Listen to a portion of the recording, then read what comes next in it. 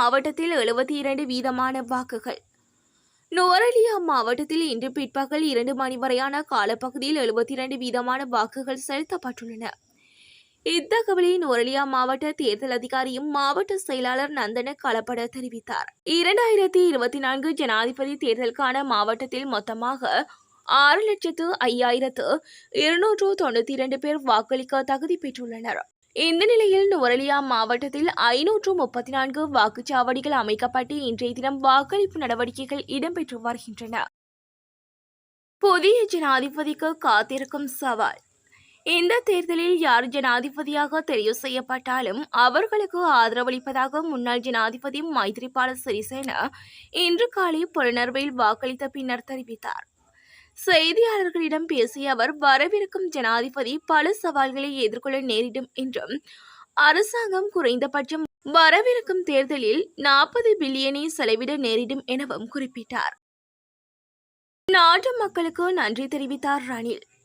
இன்று இடம்பெற்ற இலங்கை ஜனாதிபதி தேர்தலில் சுயேட்சை ஜனாதிபதி வேட்பாளர் ரணில் விக்ரமசிங்க கொழும்பு பல்கலைக்கழகத்தில் நிறுவப்பட்டிருந்த வாக்களிப்பு நிலையத்தில் இன்று காலை வாக்களித்தார்.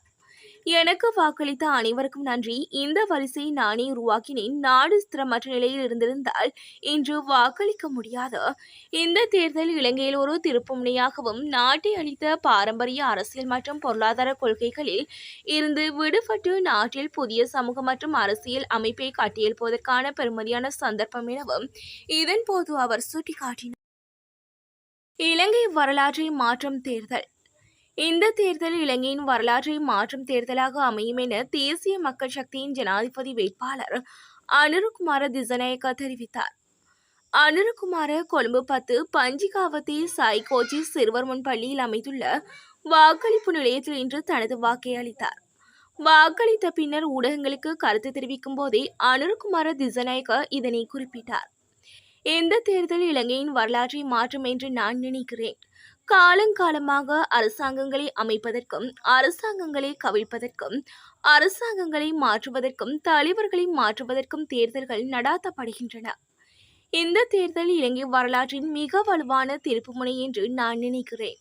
அதேபோன்று வெற்றிக்கு பிறகு அனைவரும் அமைதியாக இருக்கவும் ஜனநாயகத்தின் சிறப்பியல்பு அதுவாகும். எந்த ஒரு நபரும் அவர்கள் விரும்பும் அரசியல் இயக்கத்திற்கு பணியாற்றலாம். அவர்கள் விரும்பும் அரசியல் இயக்கத்திற்கு வாக்களிக்கும் உரிமை உண்டு. அந்த உரிமையை நாம் தொடர்ந்து பாதுகாக்க வேண்டும் என அனுரகுமார திசநாயக்க தெரிவித்தார். நாம் பயந்து பின்வாங்கும் அரசியல் சக்தி அல்ல. நாட்டை விட்டு ஓட மாட்டோம். நாமல் சூளுரை. வெற்றிகரமான தேர்தலை வெற்றி மனப்பான்மையுடன் அணுகும் போது நாட்டை விட்டு வெளியேற எந்த காரணமும் இல்லை. சில அரசியல்வாதிகளை விட பொதுமக்கள் புத்திசாலிகள் என ஜனாதிபதி வேட்பாளர் நாமல் ராஜபக்ச தெரிவித்தார். இன்று காலை DA மெதமுலன ராஜபக்ச வித்தியாலயத்தில் தனது வாக்கை அளித்த பின்னர் ஊடகங்களுக்கு கருத்து தெரிவிக்கும் போதே மேற்கண்டவாறு குறிப்பிட்டார். மேலும் ஸ்ரீலங்கா பொதுஜன பெரமுன தமது தேர்தல் விஞ்ஞாபனம் ஒன்றை அறிமுகம் செய்துள்ளதாகவும் அதில் தங்களால் சாதிக்க முடியாத எதையும் உள்ளடக்கவில்லை எனவும் அவர் கூறினார். மக்களின் நலனுக்காக வாக்குறுதிகளை நிறைவேற்ற நடவடிக்கை எடுக்கப்படும் என்றும் உறுதியளித்துள்ளார். இலங்கையில் தேர்தல் பணியில் இருந்த போலீஸ் அதிகாரி திடீரென உயிரிழப்பு. பொலனறுவையில் உள்ள புலதேஸ்புர விஜித ஆரம்ப பாடசாலையின் வாக்களிப்பு நிலையத்தில் தேர்தல் கடமையில் ஈடுபட்டு வந்த போலீஸ் அதிகாரி ஒருவர் திடீர் சுகவீனம் காரணமாக உயிரிழந்துள்ளார். பொலனறுவை பொது வைத்தியசாலையில் அனுமதிக்கப்பட்ட பின்னர் இன்றைய தினம் பிற்பகல் உயிரிழந்திருப்பதாக பொலஸ்திபுர போலீசார் தெரிவித்தனர். போலீஸ் அதிகாரியின் இந்த திடீர் உயிரிழப்பு குறித்து பொலனறுவை சிரேஷ்ட போலீஸ் அத்தியகஸ்டர் நிஷாண்டி சில்வாவின் ஆலோசனையின் பேரில் புலஸ்திபுர போலீசார் மேலதிக விசாரணைகளை மேற்கொண்டு வருகின்றனர். விசேட பொது விடுமுறை.